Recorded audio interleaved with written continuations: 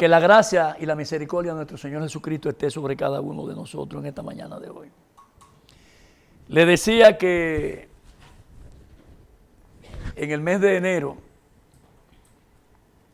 yo hablé, iniciando el año 2025, de que teníamos que tener un orden de prioridad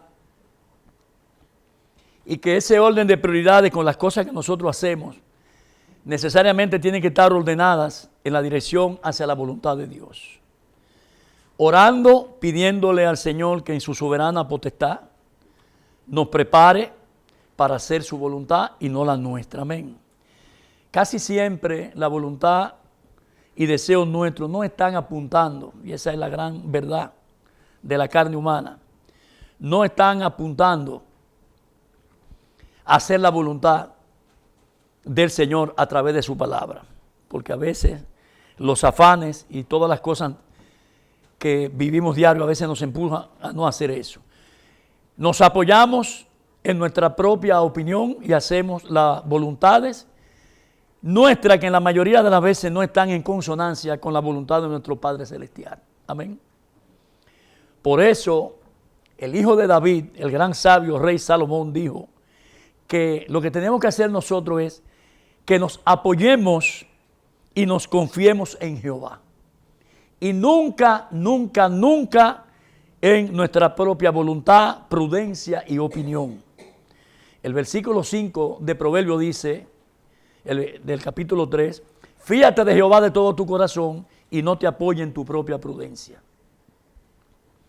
Y yo me pregunto y te pregunto a ti, ¿y por qué vino esta reflexión a la mente y la sabiduría de Salomón? Bueno, porque si no lo haces y no caminas junto a la voluntad de Dios, tus veredas serán torcidas, no serán enderezadas. El versículo 6 dice, reconócelo en todo tu camino y el que enderezará tus veredas. Por tal razón, mis queridos seguidores de Cristo, en esta mañana de hoy les digo que es de entendido y de sabio en la palabra, cuando usted escudriña la palabra, el no apoyarte en la propia opinión tuya, sino fiarte de todo tu corazón en la prudencia, y siempre te aseguro que si te apoyas en la prudencia del Señor, siempre tú vas a caminar con Él y vas a caminar de manera correcta por las sendas derechas que Jehová tu Dios te ha puesto en tu camino. Amén. En febrero iniciamos una serie de enseñanzas, más que una prédica, que es la que voy a continuar hoy, sobre los hechos trascendentales del Antiguo Testamento, sobre todo los más significativos.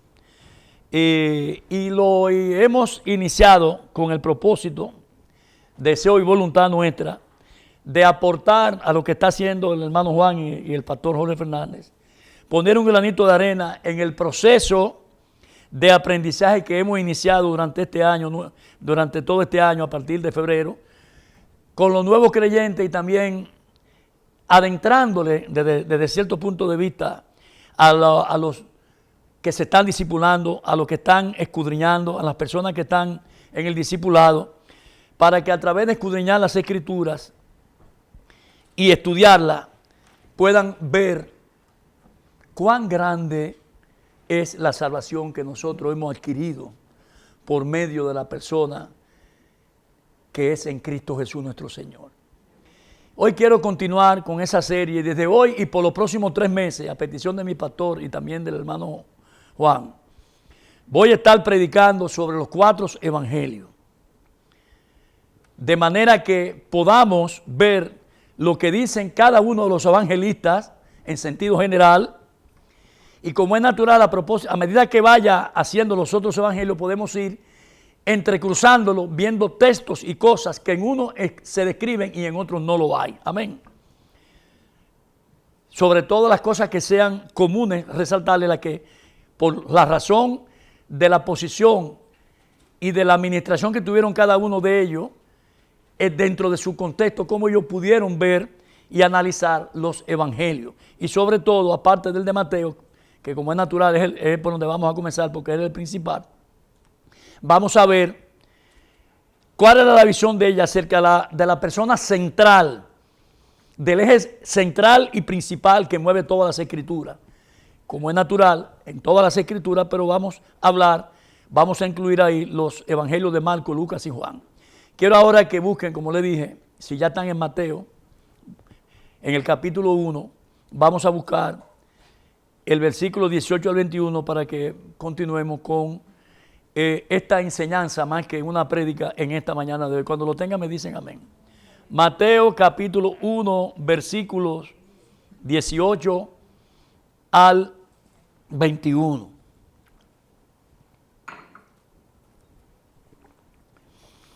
Dice la palabra de Dios en Mateo 18, 21. El nacimiento de Jesús fue así. Estando desposada María su madre con José, antes que se juntasen, se halló que había concebido del Espíritu Santo. José su marido, como era un hombre justo, no quería infamarla, quiso dejarla secretamente. Y pensando él en esto, he aquí un ángel del Señor se le aparece en sueño y le dijo: José, hijo de David, no temas recibir a María tu mujer, porque lo que en ella es engendrado del Espíritu Santo es. Darás a luz un hijo y llamará su nombre Jesús, porque él, óyelo bien, seguidor de Cristo, sobre todo los nuevos creyentes los están discipulando, porque él salvará a su pueblo de sus pecados. Señor, te damos gracias por tu palabra. Ayúdanos a exponerla con sencillez y con claridad, de que no permita, Señor, que las huestes espirituales mandadas arrebaten esta enseñanza en esta mañana de hoy, y sobre todo para refrescar la memoria a los viejos creyentes, y de manera muy especial la hemos hecho para los que se están discipulando y las personas que ya han sido discipuladas, que ya están en los caminos tuyos, Señor. Te damos gracias, bendícelo, dale entendimiento, pon en ellos el querer como el hacer por tu buena voluntad, para que ellos estudien la palabra, porque ese es el objetivo, para que la escudriñen, y tu revelación progresiva, sabemos en lo espiritual, que estará sobre cada uno de ellos. Bendito es el nombre del Señor. Amén, amén y amén. Ese es el objetivo, que el Señor vaya ministrando a medida del crecimiento, y conforme va como prosperando el alma de cada uno de nosotros, vaya poniendo crecimiento espiritual por medio de conocerlo más a Él. Bien, hermano, vimos el texto central y ahora vamos a ver cuál es el contexto donde Mateo, el cobrador de impuestos, como así lo describe su propio evangelio, cómo él, dentro del contexto, cómo él pudo ver la vida, ministerio y el legado de nuestro Señor Jesucristo. Y lo primero es ver cómo y en qué forma Mateo presenta el primero de los 4 evangelios. Mateo presenta a Jesús como el Mesías, como el cumplimiento de las profecías del Antiguo Testamento, que se van a cumplir todas en el Nuevo Testamento. Vemos, número 1, Mateo presenta a Jesús con una narrativa detallada de la vida del Maestro conjuntamente con sus enseñanzas. Número 2, Mateo describe su evangelio desde la perspectiva de ser un discípulo cercano a Jesús. Él fue una de las personas que Jesús escogió. Número 3, lo hace describiendo a Jesús desde su visión sobre la vida de los judíos, su forma, sus principios de los judíos, sus religiones, sus costumbres y todo un prontuario de etcétera, etcétera, etcétera. Número 4, Mateo en su escrito cita el Antiguo Testamento. ¿Para qué? Para apoyarse en los relatos y sobre todo, como lo vamos a ver ahora, en la analogía de la vida de Jesús, quién eran sus antecedentes y los descendientes. Mateo en sus escritos del Antiguo Testamento se apoya en los relatos del Antiguo Testamento. Mateo número 5 describe a Jesús por su linaje. La línea de ascendencia con el rey David describe su linaje desde y en conexión con David. Amén.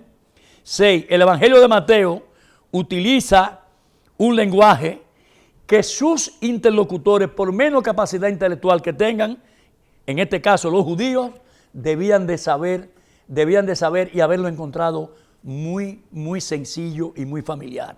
Número 7. Este Evangelio de Mateo es conocido por los teólogos y los analistas eruditos como el Evangelio del Reino y en su esencia más intrínseca. Número 8, este Evangelio incluye algunos de los pasajes más icónicos, selectos y poderosos que trae la Biblia, como por ejemplo en este capítulo, en el capítulo 5, que no lo voy a traer porque no puedo tampoco abrumarlo con tantas cosas.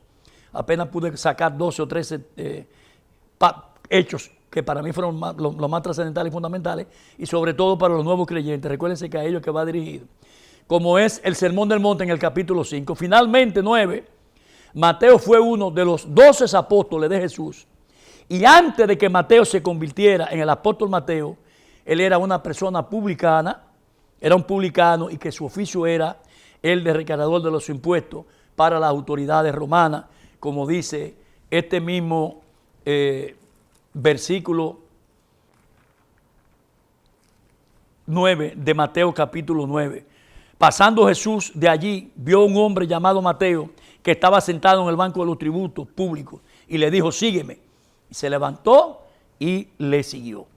Así que, mis queridos hermanos, acabamos de ver la perspectiva en que se basó la visión de Mateo, el discípulo de Jesús, en un momento determinado para él describir su evangelio, el primero, como es natural, de los 4.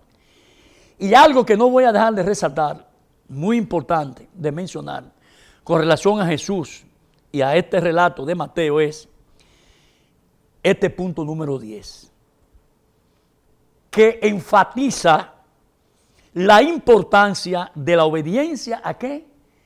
A sus mandamientos, a sus preceptos, y a la necesidad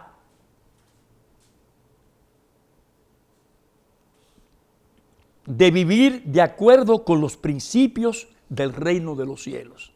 Reino que, según Mateo, ya se había acercado y había llegado con la presencia del Señor hecho hombre, es decir, el verbo encarnado, como lo expresa más profundamente Juan en su evangelio. Y lo esencial que Mateo describe aquí es que Jesús nos invita a sus seguidores en este evangelio a amar a Dios y al prójimo por encima de todas las cosas, amar a Dios por encima de todas las cosas, al prójimo de manera igual, a perdonar a los demás y a buscar la justicia, el amor y la misericordia de Dios. Quizás sea la parte más importante en la descripción de este evangelio, de esta narrativa de la vida de Jesús y su ministerio por medio de Mateo, el cobrador de impuestos. Vamos ahora al primer acontecimiento importante, que es ver el verbo que habitó antes de la fundación del mundo, que es el Logos, que es la palabra, cuando viene a la tierra, es concebido por María, es lo que recoge la Biblia como el nacimiento de nuestro Señor Jesucristo. Ahora lo voy a extender un poquito más, porque lo vamos a ver desde la perspectiva de el versículo 18 hasta el 25. El nacimiento de Jesucristo fue así, estando María, su madre, desposada con José, antes que se juntase, se halló que había concebido el Espíritu Santo. José, su marido, como era justo, no quería infamarla, quiso dejarla secretamente. Y pensando él en esto, he aquí un ángel del Señor le apareció en sueño y le dijo, José, hijo de David, no temas recibir a María tu mujer, porque lo que en ella es engendrado del Espíritu Santo es. Dará a luz un hijo y se llamará su nombre Jesús, porque él salvará a su pueblo de sus pecados. Todo esto aconteció para que se cumpliese lo dicho por el Señor por medio del profeta cuando dijo, he aquí una virgen concebirá y dará a luz un hijo y llamará su nombre Emmanuel, que traducido es Dios con nosotros. Y despertando José del sueño, hizo como el ángel del Señor le había mandado y recibió a su mujer, pero no la conoció hasta que dio a luz su hijo primogénito y lo puso por nombre Jesús.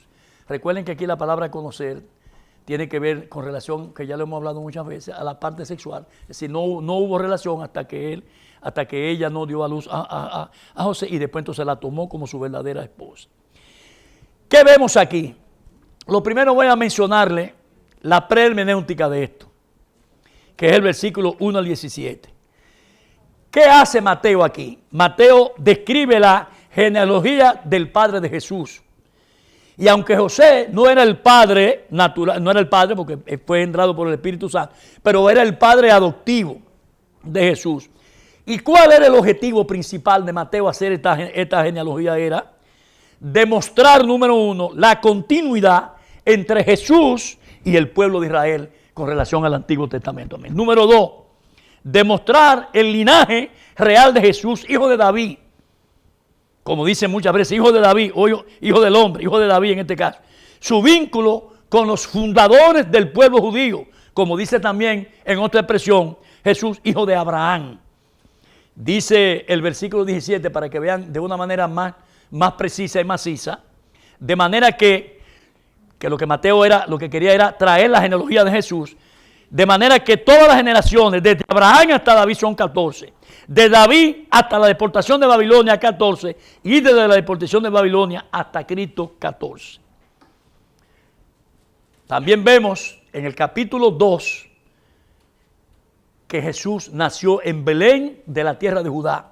Dice el capítulo 2, versículos 1 y 2, y el versículo 6. Cuando Jesús nació en Belén de Judá, en día de rey Herodes, vinieron del oriente a Jerusalén unos magos, versículo 6.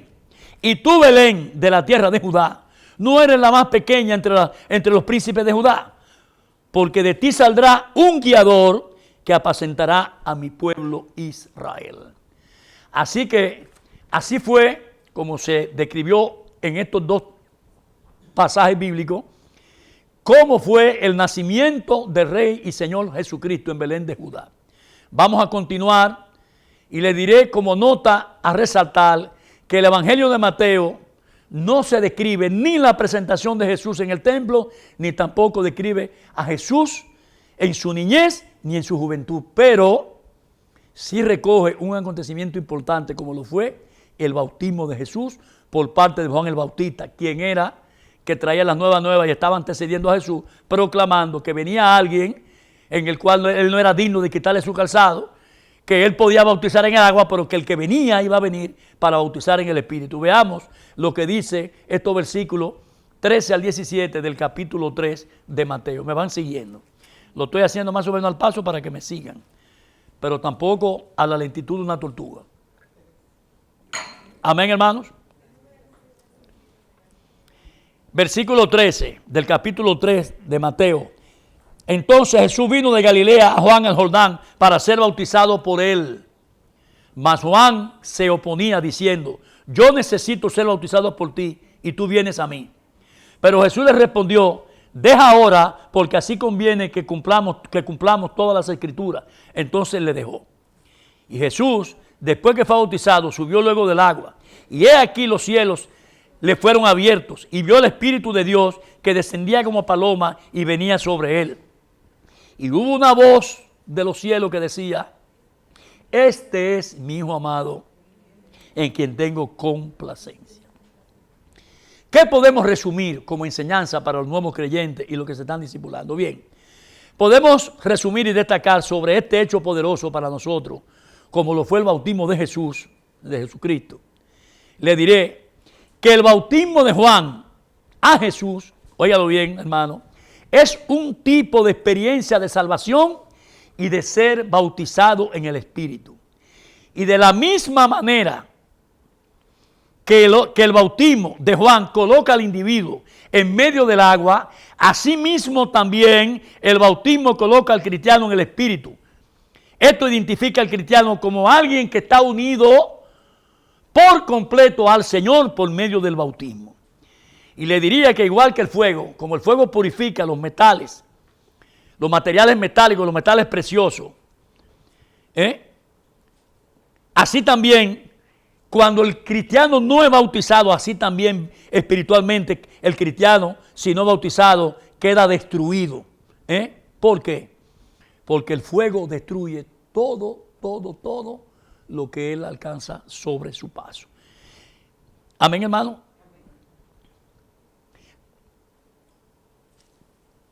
Así que la salvación en Jesucristo purifica a los verdaderos judíos.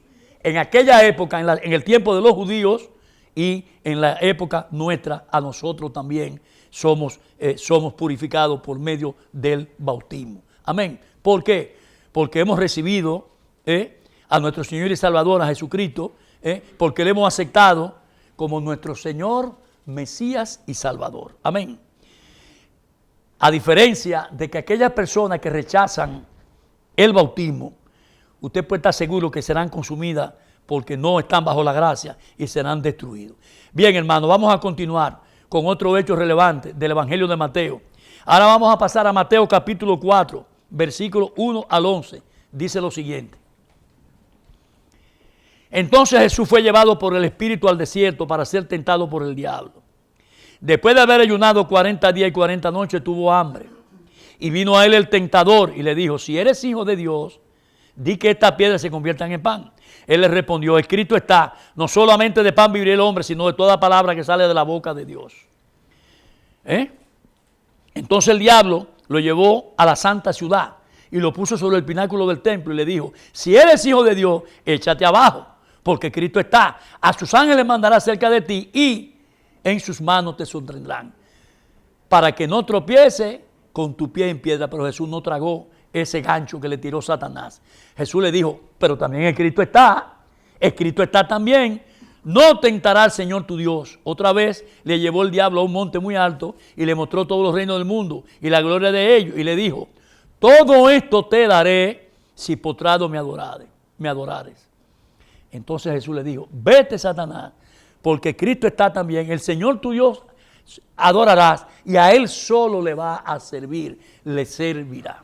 Poderoso texto este que demuestra el poder de cómo el Señor pudo vencer toda esta tentación.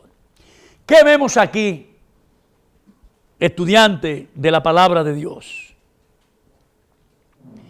Lo que vemos aquí en este capítulo 4 es que cuando dice la palabra, escrito está, no solamente de pan vivirá el hombre, sino de toda palabra que sale de la boca de Dios. Lo que nos está diciendo es que lo que se dice o se habla está en contraste con la palabra logos, que es la expresión de un pensamiento en un mensaje de un discurso.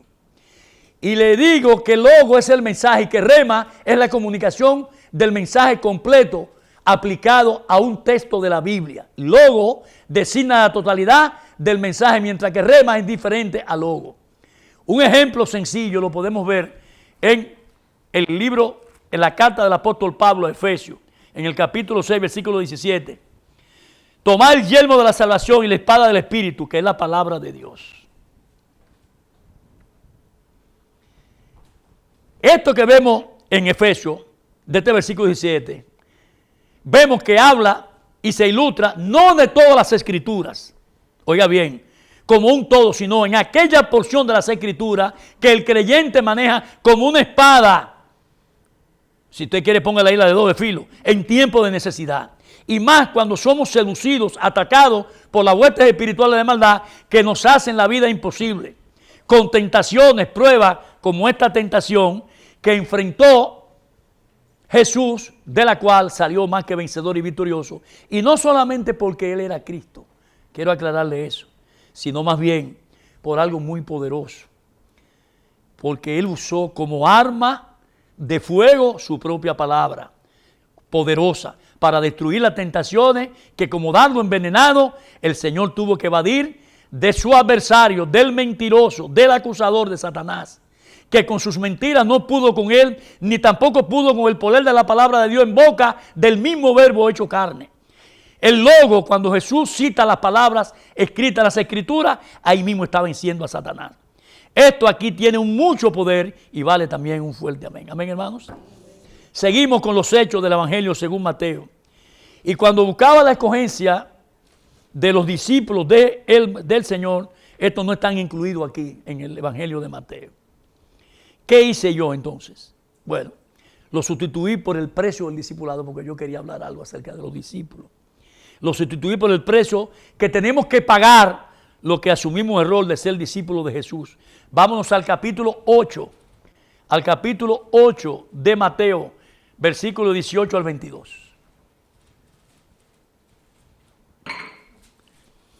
Viéndose Jesús rodeado de mucha gente, mandó pasar al otro lado. Y vino un escriba y le dijo, maestro, te seguiré donde quiera que vayas. Jesús le dijo, las zorras tienen guarida y las aves del cielo nidos, Mas el Hijo del Hombre, aquí ven la palabra Hijo del Hombre, como dicen otros textos, Hijo de David y también Hijo de Abraham, el Hijo del Hombre no tiene dónde acostar su cabeza. Otro de sus discípulos dijo, Señor, permíteme que vaya primero y entierre a mi padre. Jesús le dijo, sígueme, deja que los muertos entierren a su muerto. ¿Qué vemos aquí?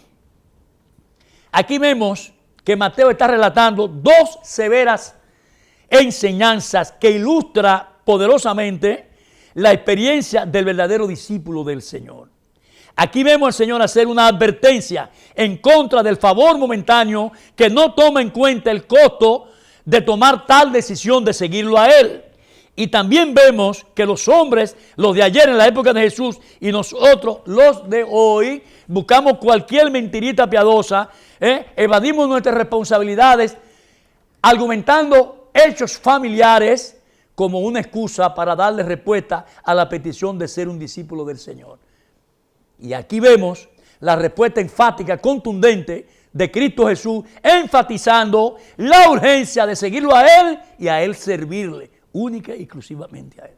Le digo, hermanos, que cuando escudriñaba las Escrituras para hacer esta enseñanza, vi y aproveché ahí mismo en el contexto, porque es que usted tiene que leer la Biblia, coge un capítulo, varios capítulos de varias cosas porque a veces leer una parte no le ayuda a ver la verdad total y el contexto completo. Cuando estaba mirando el capítulo 8, vi también y me topé ahí mismo, que abajo ahí mismo había una extraordinaria, pero muy poderosa y pequeña enseñanza, una pequeña muestra, mejor dicho, del poder poderoso y eterno del Rey de Reyes, Señor de Señores, nuestro Señor Jesucristo. Observen lo que dice aquí mismo, en este versículo 8, versículo 23 al 27, del mismo capítulo, mejor dicho, 8. Entrando él en la barca, sus discípulos le siguieron. Y es aquí que se levantó en el mar una tempestad tan grande que las olas cubrían la barca, pero él dormía. Y vinieron sus discípulos y le despertaron diciendo, Señor, sálvanos que perecemos. Y él le dijo, ¿por qué teméis, hombre de poca fe? Entonces, levantándose, reprendió los vientos y al mar y hizo una grande bonanza. Como vemos aquí, todo aquí vemos que se trata de un texto muy, pero muy conocido y muy predicado por todas las iglesias cristianas, evangélicas y que no sean evangélicas. Casi siempre. Y casi siempre es aplicado en el contexto de la fe cristiana y sobre todo cuando hay algún problema, alguna tempestad, algún temor, alguna prueba. ¿Cómo vamos a enfrentar todo tipo de pruebas y tentaciones? Como la que enfrentó Jesús. Casi siempre por ahí es que anda, casi siempre es la aplicación que a este texto se le da sobre el viento y las olas, cuando obedecen al poder de Jesús y quedan totalmente mansos, quietos, ante el poder del Mesías. Amén. Lo que quiero traerle hoy es que cuando dice hombre de poca fe, aquí la frase a esta palabra es oligopistis. Oligopistos, que se traduce y quiere decir de oligos, que significa pequeño, y pitis, que ya lo vimos en uno de los mensajes míos pasados, que significa fe, significa confianza, tener confianza en alguien, amén. Y esto denota una fe que carece de confianza o que confía en alguien, pero de manera muy mermada, muy disminuida, muy poco, hombre de poca fe. Vemos a Jesús usar estas palabras en varias situaciones como una admonición delicada o una reprensión amable, como usted lo quiere decir, pero en términos prácticos es un boche o un reproche a aquella persona que no tiene fe o tiene muy poca fe. Finalmente, la palabra apitis se utiliza para distinguir la incredulidad o la total desconfianza de una persona sobre alguien, en este caso, sobre la persona de nuestro Señor Jesucristo. Amén. Vamos a seguir con el Evangelio de Mateo y Jesús. Veremos ahora uno de los hechos más poderosos que a mí me motivó mucho el año pasado y significativo de Jesús, el cual les hablé hace poco sobre lo que conmocionó de manera espectacular a Pedro, a Santiago y a Juan. Ya ustedes saben que me refiero a la transfiguración de Jesús delante de 3 de sus discípulos. Y vamos a ver ahora en el capítulo 17, versículo 1 al 13, este hecho sumamente poderoso. Mateo capítulo 13, versículo 1 al 13. Cuando lo tengan me dicen amén. 17, 1 al 13. 6 días después, Jesús tomó a Pedro, a Jacobo, a Santiago, ¿verdad? Que también se llama Jacobo, y a Juan su hermano, y los llevó aparte a un monte alto, y se transfiguró delante de ellos, y resplandeció su rostro como el sol, y sus vestidos se hicieron blancos como la luz. He aquí, aparecieron Moisés y Elías hablando con él, con el Señor. Entonces Pedro dijo a Jesús: Señor, bueno es para nosotros que estaremos aquí. Si quieres, hagamos aquí 3 enramadas, una para ti, otra para Moisés y otra para Elías. Mientras él aún hablaba, una nube de luz los cubrió, y he aquí una voz desde la nube que decía: este es mi Hijo amado, en quien tengo complacencia. ¿A él qué? Oíd. Por eso que estamos oyendo, escudriñando y estudiando la palabra, a él oír, porque la fe viene por el oír y oír la palabra de Dios. Al oír esto, los discípulos se postraron sobre sus rostros y tuvieron gran temor. Entonces Jesús se acercó y los tocó y le dijo: levantaos y no temáis. Y alzando ellos los ojos, a nadie vieron sino solo a Jesús.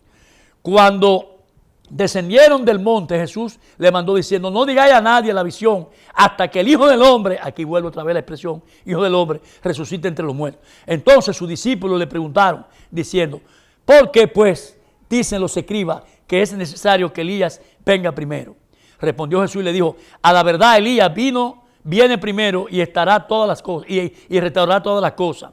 Mas yo os digo que Elías ya vino y no le conocieron, sino que hicieron con él todo lo que quisieron. Así también el Hijo del Hombre padecerá de ellos. Entonces los discípulos comprendieron que él que había hablado de Juan el Bautista.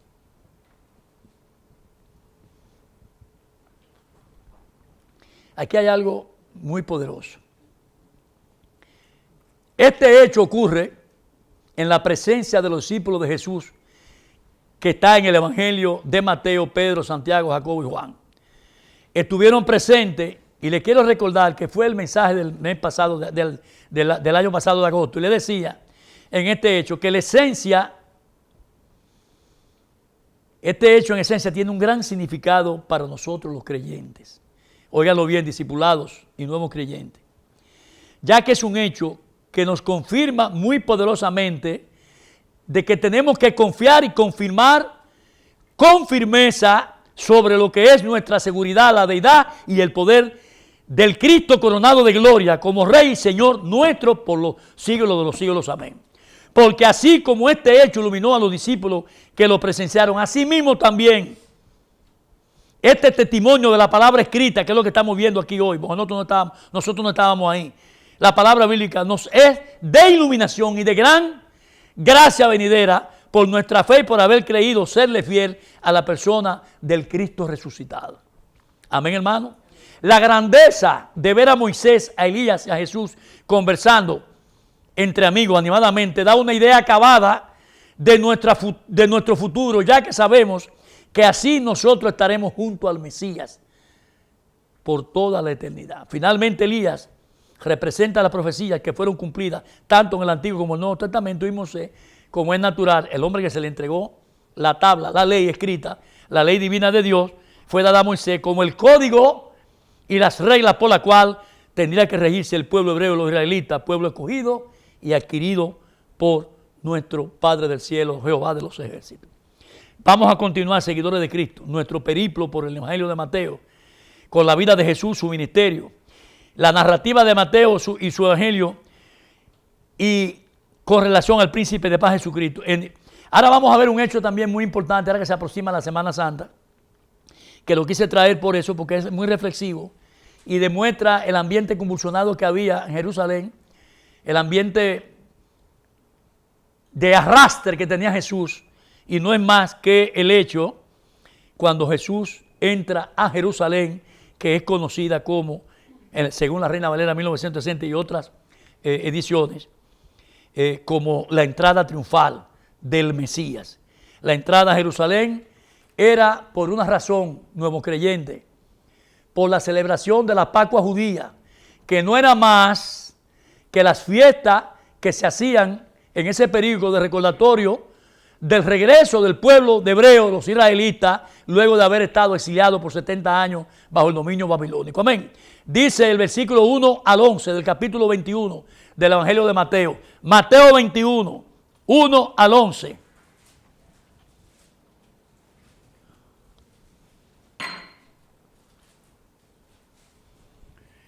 Cuando se acercaron a Jerusalén y vinieron a Bet-Faget, el monte de los olivos, Jesús envió 2 discípulos diciéndole: id a la aldea que está enfrente de vosotros y luego hallaréis allí una asna atada y un pollino con ella, desatarla y traerla. Si alguien os dijere algo, decid: el Señor la necesita, y luego la devolverá. Todo esto aconteció para que se cumpliese lo dicho por el profeta cuando dijo: decid a la hija de Sión, he aquí el rey viene a ti, manso y sentado sobre un asna, sobre un pollino, hijo de animal de carga. Y los discípulos fueron e hicieron como Jesús le mandó, y trajeron el asna y el pollino y pusieron sobre ellos sus mantos, y él se sentó encima. La multitud, que era muy numerosa, tendía sus mantos en el camino, y otros cortaban ramas. Por eso es la tradición de los católicos de tirar ramas de olivo, ramas y de palma, de los árboles, y la tendían en el camino. Y la gente que iba adelante y los que iban detrás aclamaban diciendo: Hosanna el Hijo de David, bendito el que viene en el nombre del Señor, Hosanna en las alturas. Cuando entró él en Jerusalén, toda la ciudad se conmovió diciendo: ¿quién es este? Y la gente decía: este es Jesús, el profeta de Nazaret de Galilea. Amén, hermanos.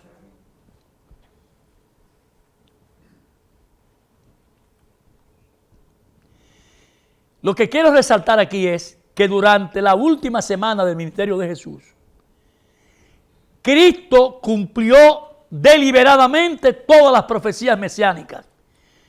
La entrada triunfal a Jerusalén, que tuvo lugar ese domingo antes de la crucifixión, constituyó, mi querido seguidor de Cristo, la escenificación de una parábola, de una forma dramática a través de la cual Jesús iba a proclamar su condición de Rey de Reyes y Señor de Señores, del Mesías que estaban esperando los judíos. Este suceso representa la consumación de las profecías de Zacarías, como vemos aquí en Zacarías capítulo 9,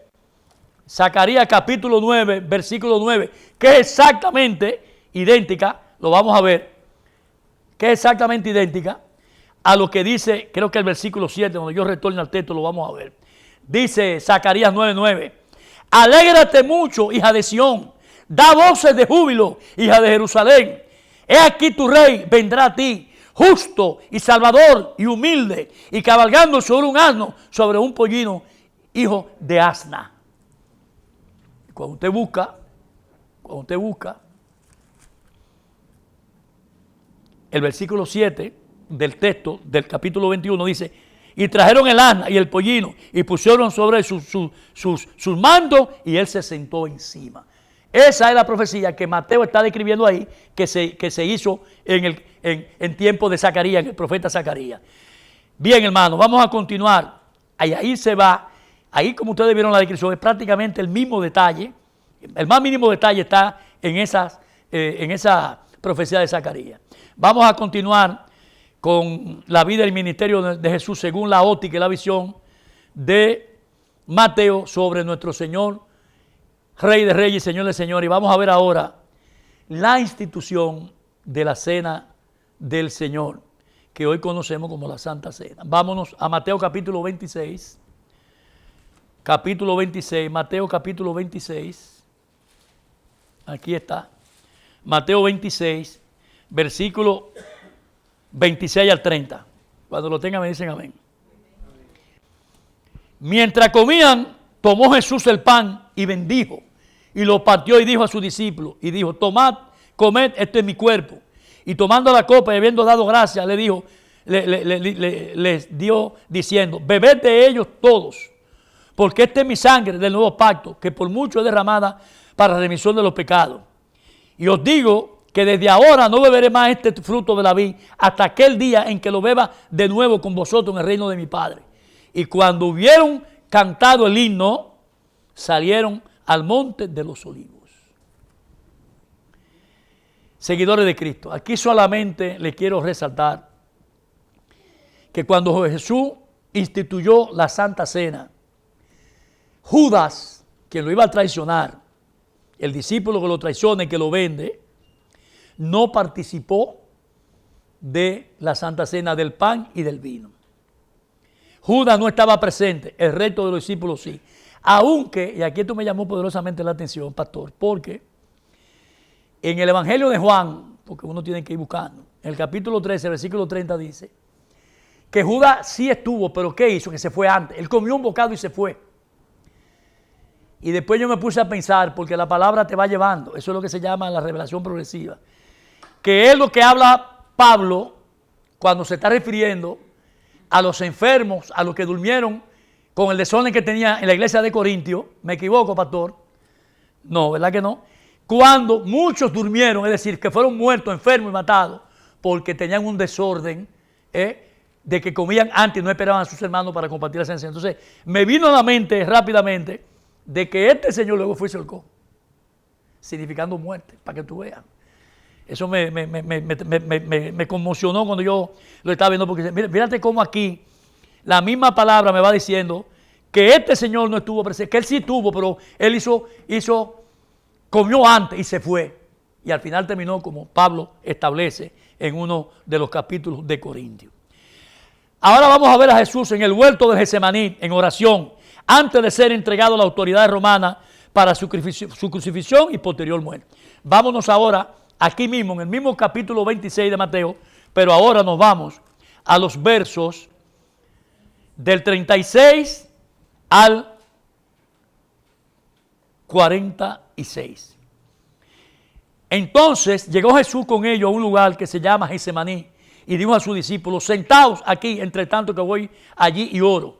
Y tomando a Pedro, a los hijos de Zebedeo, comenzó a entristecerse, a angustiarse en gran manera. Jesús le dijo: mi alma está muy triste hasta la muerte, quedado aquí y velad conmigo. Yendo un poco adelante, se postró sobre su rostro, orando y diciendo: Padre mío, si es posible, pasa de mí esta copa, pero no sea como yo quiero, sino como tú. Vino luego Jesús a sus discípulos y los halló durmiendo y le dijo a Pedro: así que no habéis podido velar conmigo ni siquiera una hora. Velad y orad para que no entréis en tentación. El espíritu de la verdad está dispuesto, la carne es débil. Ayer vi en Aliento Visión, en la que estaban dando la película, y me detuve precisamente en ese momento para disfrutar un pedacito de este mismo acontecimiento, porque lo iba a tratar hoy aquí. Otra vez oró por segunda vez diciendo: Padre mío, si puede pasar de mí esta copa, si que yo la beba, hágase tu voluntad. Sin que yo la beba, hágase tu voluntad. Vino otra vez y lo halló durmiendo, porque los ojos de ellos estaban cansados de sueño. Y dejándolos, se fue de nuevo y oró por tercera vez diciendo las mismas palabras. Entonces vino a su discípulo y le dijo: dormid ya y descansad. He aquí, ha llegado la hora, y el Hijo del Hombre es entregado en manos de pecadores. Levantaos, vamos, ved, se acerca el que me va a entregar.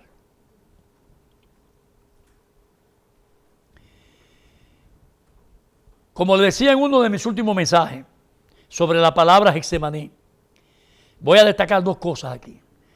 Este término, Getsemaní, molino de aceite, que lo más probable es que cerca de ese monte, en algún lugar, hubiera alguna instalación o fábrica para extraer aceite de la planta llamada olivo. Y la otra parte poderosa que quiero destacar aquí es con relación a Jesús, al Cristo crucificado. Y le voy a decir que esta agonía, cuando Jesús le dice al Señor: pasa de mí esta copa, no estaba basada o no fue ocasionada por el temor a la muerte física. No. De ninguna manera, diría el apóstol Pablo, sino más bien por la asociación de su muerte por la culpa del pecado de todos los que estamos aquí en esta mañana. ¿Cuántos dicen amén? Esa era la razón de la angustia poderosa que tenía Jesús. Porque miren lo que dice el apóstol Pablo en Corintios capítulo 5 versículo 21. Al que no conoció pecado, por nosotros lo hizo pecado, por cada uno de los seguidores de Cristo, para que nosotros fuésemos hechos justicia de Dios en Él. Esa es la razón poderosa por qué o el porqué de la angustia que el Señor tenía. Señores, lo que sucedió es que la naturaleza pura de Jesús sin mácula tembló, se quebrajó, se quebrantó ante tan cruel realidad y perspectiva que Él le esperaba. Amén. Vamos a continuar y el turno ahora es cuando vemos la entrega, vamos ahora a la parte final, vamos a ver ahora la entrega de Jesús y el arresto de Jesús a las autoridades romanas, en este mismo capítulo 26, pero ahora lo vamos a ver en los versículos,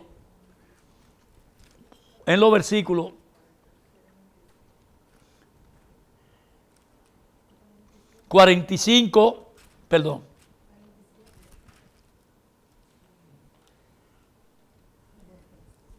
Del 47, no, pero después es que yo lo voy a hacer de arriba, porque es la cruz. Vamos a hacerlo del 45. Jesús muere en la cruz. Y desde la hora sexta hubo tinieblas sobre toda la tierra hasta la hora novena. Cerca de la hora novena, Jesús clamó a gran voz diciendo: esto es, Dios mío, ¿por qué me has desamparado? Elí, Elí, lama sabactani. Algunos de los que estaban allí decían al oírlo, a Elías llama a este. Y al instante corriendo uno de ellos tomó una esponja y le empapó en vinagre y poniéndole en una caña le dio a beber. Pero los otros decían: veamos si viene Elías a librarle. Mas Jesús, habiendo otra vez clamado a gran voz, entregó el Espíritu. Y aquí el velo del templo se rasgó en dos, desde arriba abajo. Y la tierra tembló y las rocas se partieron. Se abrieron los sepulcros y muchos cuerpos de santos que habían dormido se levantaron. Y saliendo de los sepulcros después de la resurrección de él, vinieron a la santa ciudad y aparecieron a muchos. El centurión y los que estaban con él guardando a Jesús, visto el terremoto y las cosas que habían sido hechas, temieron en gran manera y dijeron: verdaderamente este era el Hijo de Dios.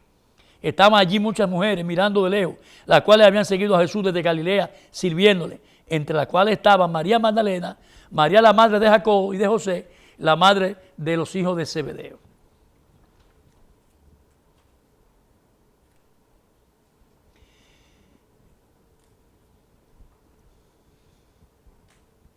¿Qué podemos decir? Es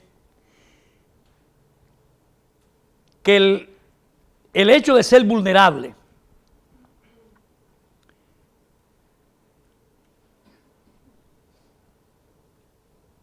como líder, como fue Jesús, significa que hay que mantener totalmente abiertos los ojos, pero sin esconder nada y sin rehusarse a defender por sí mismo lo que él ha creído.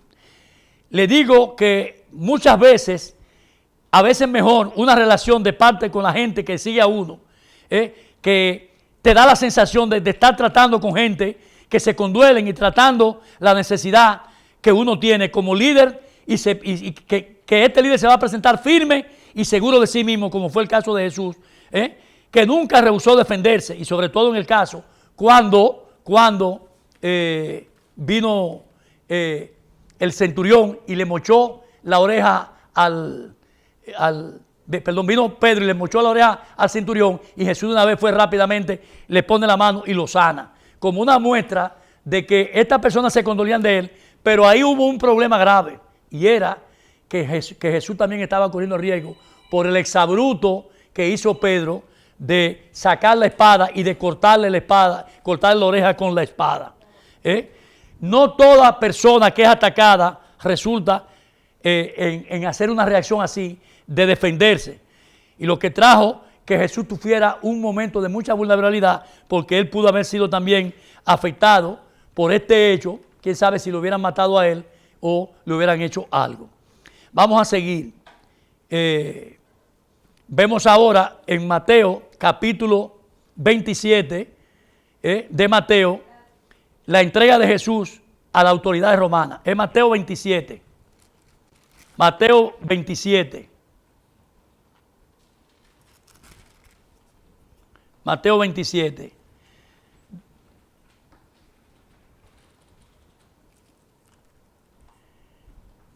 1,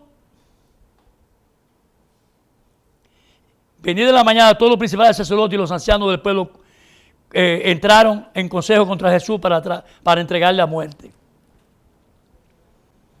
11 al 14. Jesús pues estaba en pie delante del gobernador y éste le preguntó diciendo: ¿eres tú el rey de los judíos? Jesús le dijo: tú lo dices. Siendo acusado por los principales sacerdotes y por los ancianos, nada respondió.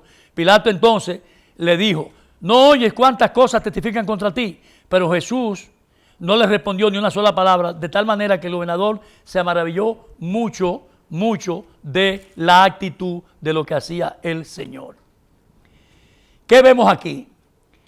Vemos no solamente la entrega de Jesús a Pilato como gobernador o emperador que tenía el poder de juzgar y dar la orden de matar a Jesús, sino que también vemos la forma de cómo se acusaba a Jesús de manera blasfémica ante todo el proceso. Miren lo que dice el versículo 11 al 14. Jesús pues estaba en pie delante del gobernador y éste le preguntó diciendo: ¿eres tú el rey de los judíos? Jesús le dijo: tú lo dices. Y siendo acusado con los principales sacerdotes y los ancianos, nada respondió. Pilato entonces le dijo: ¿no oyes cuántas cosas testifican contra ti? Pero Jesús le respondió ni una palabra, no le respondió ni una palabra, de tal manera que el gobernador se maravillaba de lo que él decía. Todos sabemos que este Sanedrín, judío fariseico, que no eran gente fácil, estaban en contra de Jesús. Lo acusaban de mentiras carentes a los ojos de Pilato. Así que lo más importante era que para Pilato ni Jesús ni los fariseos eran personas que le interesaban. No le importaban absolutamente, ni tampoco los propósitos sediciosos de ellos. ¿Por qué? Bueno, porque esta gente lo que le habían traído al gobernador era preocupación y problema en la ciudad de sublevación, y la confrontación entre los fariseos y la gente que seguía a Jesús. Ellos decían que Jesús proclamaba como que profanaba la ley de los judíos, y no era cierto. O sea, infringía la ley de los judíos, y Jesús en parte no hacía esa cosa. Pilato sabía que Cristo era totalmente inocente, pero él le importaba muy poco lo que pudiera pasar con Jesús y con los judíos. Le ocasionaban problemas y él quería quitarse todos esos problemas de arriba. Vamos a pasar ahora a los últimos dos acontecimientos del Evangelio de Mateo según la vida y ministerio de nuestro Señor y Rey Salvador. Sin quizás el acontecimiento más poderoso y trascendental que hizo Jesús en la vida es el milagro que viene después de la muerte de Jesús, que no es más que la resurrección de entre los muertos. Mateo 28, versículo 1 al 10. Cuando lo tengan me dicen amén. Pasando el día de reposo, al amanecer del primer día de la semana, vinieron María Magdalena y la otra María a ver el sepulcro. Y hubo un gran terremoto, porque un ángel del Señor descendió del cielo y llegando, remenió la piedra y se sentó sobre ella. Su aspecto era como un relámpago y su vestido blanco como la nieve. Y de miedo de él y los guardias temblaron y quedaron como muertos. Mas el ángel respondió y dijo a las mujeres: no temáis vosotras, porque yo sé que buscáis a Jesús, el que fue crucificado. No está aquí, pues ha resucitado. Como dijo: venid, ved el lugar donde fue puesto el Señor. E id pronto y decid a sus discípulos que ha resucitado de los muertos. Y he aquí, va delante de vosotros a Galilea, allí le veréis.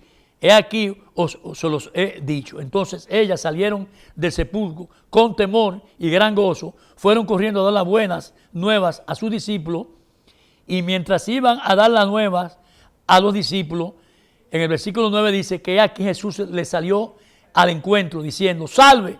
Y ellas, acercándose, abrazaron sus pies y le adoraron. Entonces Jesús les dijo: no temáis, id, dad las nuevas a mis hermanos, para que vayan a Galilea y allí me verán. ¿Qué observamos aquí, mis queridos hermanos?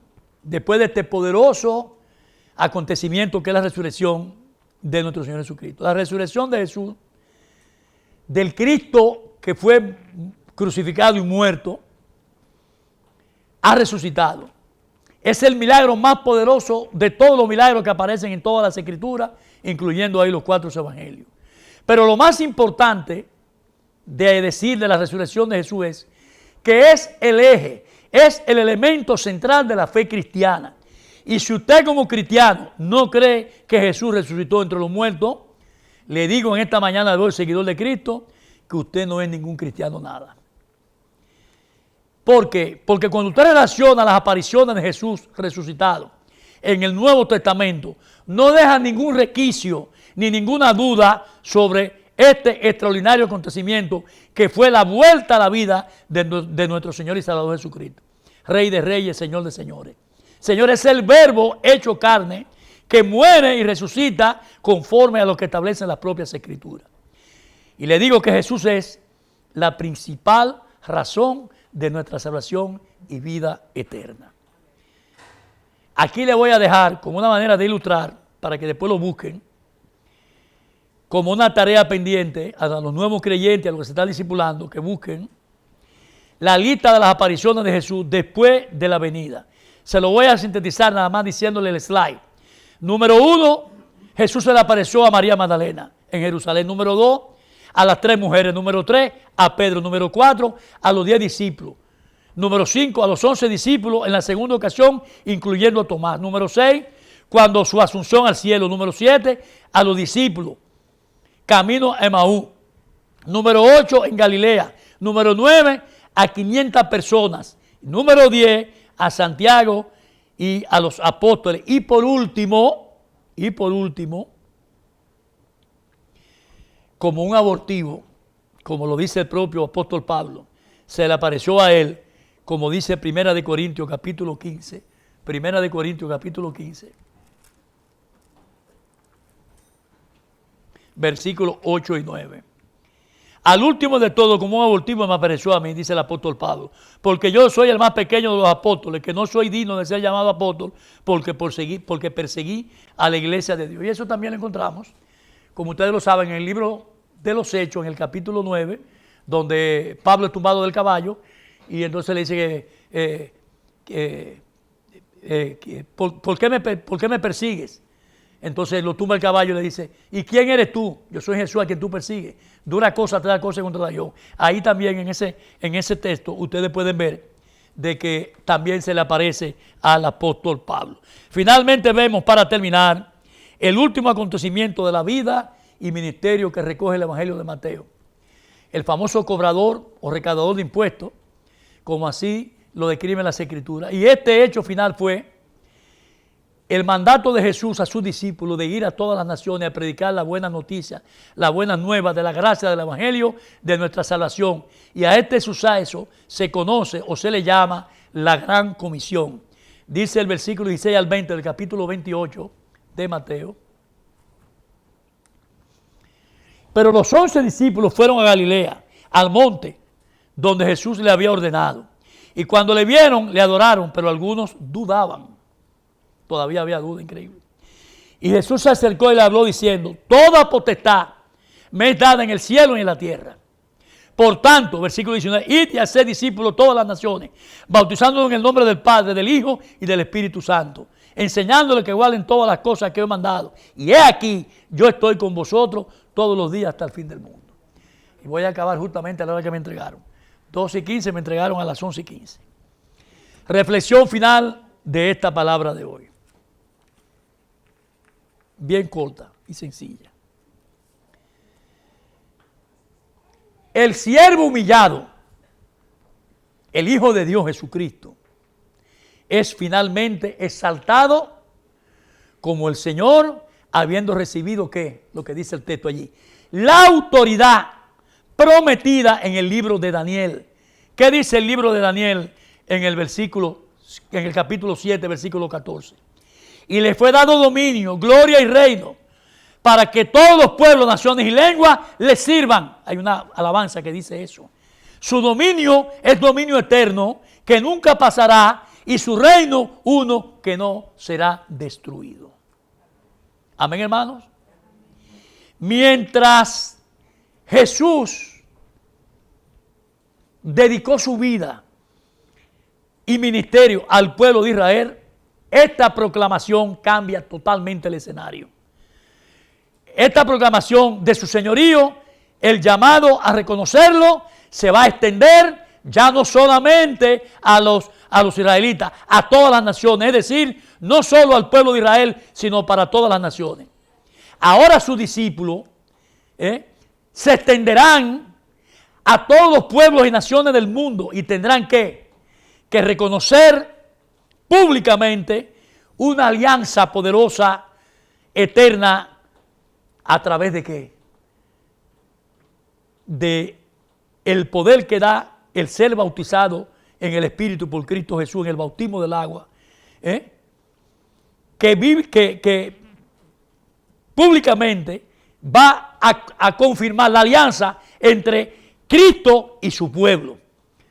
Será ministrado por los discípulos bajo y en la total autoridad de Dios Trino. Dios Trino es Padre, Hijo y Espíritu Santo. Dice el versículo 19. Por tanto, id y haced discípulos a todas las naciones, bautizándolos en el nombre del Dios Trino, del Padre, del Hijo y del Espíritu Santo. Amén, hermanos. A este Cristo que ha narrado Mateo a través de mis labios en esta mañana de hoy, a Él sea la honra, la gloria y su imperio sempiterno por los siglos de los siglos. Amén. Muchas gracias. Hemos concluido con el primero de los 4 evangelios de Mateo, tratando de traerle de manera sintetizada, porque no se puede en una hora hacer más de lo que hemos hecho. Señor, te damos gracias por tu palabra, gracias por permitirnos investigar, darnos la unción, darnos esa revelación progresiva de cosas que a veces uno no la ve y resaltan en momentos determinados. Y te damos gracias, Señor, por eso, porque sabemos que tú estás con nosotros. Es una manera de testimoniar de que tú no te has ido, de que tú estás con nosotros, de que tú resucitaste y que en tu nombre nosotros podemos hacer nuevos cristianos, porque tú eres el que lo hace, tú eres el